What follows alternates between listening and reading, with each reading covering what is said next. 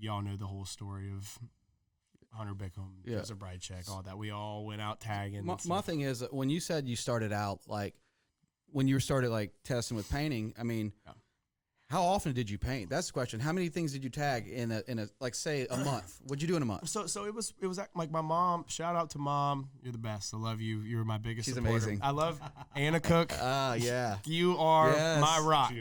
Cheers. Okay, I'll cheers to that. So this beer's damn good. So basically, she knew what I was doing. And my next door neighbor that lived right behind me was Wah. So we had an alleyway, and in the alleyway, it was ours. It was my fence and his fence, and I'm like, dude, I'm gonna tag every day, and that's all I did. Like I quit riding my bike around. I quit doing whatever. I literally just my mom. She would go to Walmart, and we would just buy every color, whatever, and then I basically just painted. And we're talking like this regular paint. I mean, Walmart. Dude, it was so bad. You knew nothing about tips or any of that. Nothing. I knew nothing about anything. I would just like what I would do. What I would do is like I'd go online and then I'd see like these tags and then I'm like I gotta basically what they call is biting, and you would just steal the style and completely replicate it on the walls until you actually start like okay, well I'm starting to get the structure of letters and stuff like that. And then you're like, all right, well, I'm going to come up with like a name. And of course, everyone wants to be Blade or something. And everyone wants, you're right. Like everyone wants to have a cool name like that, like Spike. And yeah, it was just Nathan Potts, Wah.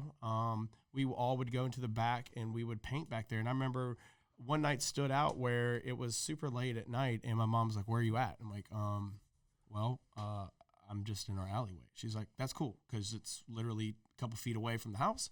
So I know where you're at. I know you're not tagging on someone else's property. This is cool. So I literally had my own art gallery already in 7th grade. And that's what was so cool. And then shout out to Richard Hilliard being the next door neighbor to us then, because I remember he would always go like, oh man, y'all are going to get in trouble for this. And now he's a cop. So it's. Is he still at Biloxi? He's still Biloxi. Yeah. He is still holding it down. Good dude. Yeah, he's good people too, man. He's awesome. But it's funny though, because now whenever he sees me, you know, he's like, it's just crazy. I used to watch you spray paint in the backyard, and now you're getting paid to do it. and it's funny because like I love doing it now. I don't even have to do it illegally. Like as fun as it was, and it is. It's the best rush ever. It's great. Like, hey, drop me off, and we used to. Oh, dude. I miss them days. So it's like we would just like all like huddle up in one car, and then someone would just drop us all off, and it's like, hey, I'm gonna drive down the road. You literally only have about a minute, and do what you can on that wall. We destroyed. Like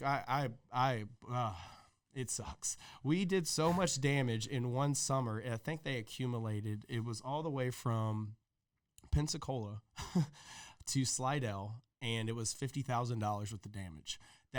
Yeah, so whenever the cop came to me, like they arrested me at school.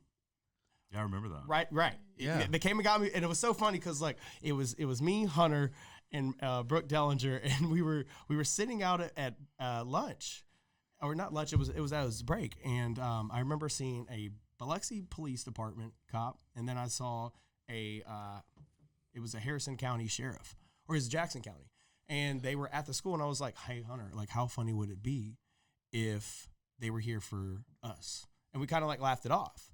Well, I go sit down in Miss Perkins' class, and it was Coach Holloway.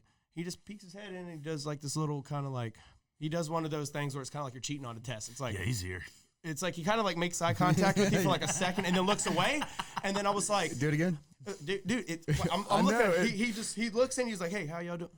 And I was like, and I knew it, and I knew it, and I was just like, I was like about to like start opening up my book and get ready, and then I just instantly closed my folder. I was like, oh, it's about to go down, huh?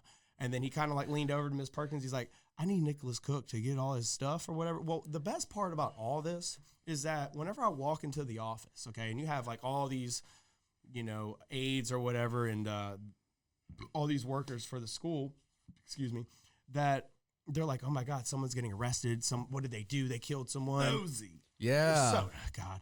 But whenever I walk in there, my folder that I had was completely covered with tags and graffiti and like colored markers and everything. So it was literally that was the best evidence, because they even said, it goes, well, there he is right there. We know who we got him. We got him, guys. I was like, yeah, Osama bin Laden. We got him. Like, it was serious. They were proud about it. And it was so funny because the guys, like, I remember they were like, yeah, man, good job. And I'm like, y'all are really like proud about this. A couple high school kids. Yeah. And I was like, dude, like, y'all, I remember at the time, before they even came and got me, I knew it was going to happen eventually.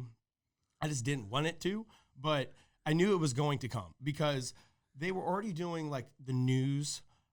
We were on like the actual like 6 o'clock news or whatever. It was like graffiti. There's a gang around here. These guys. And that was years. I mean, that was a while back. It was 2004. It was the summer of 2004. Yeah, I'll never forget it because that whole. Oh, see, this is what this is. That was before Katrina, right? Oh, absolutely. So all the buildings that I got in trouble for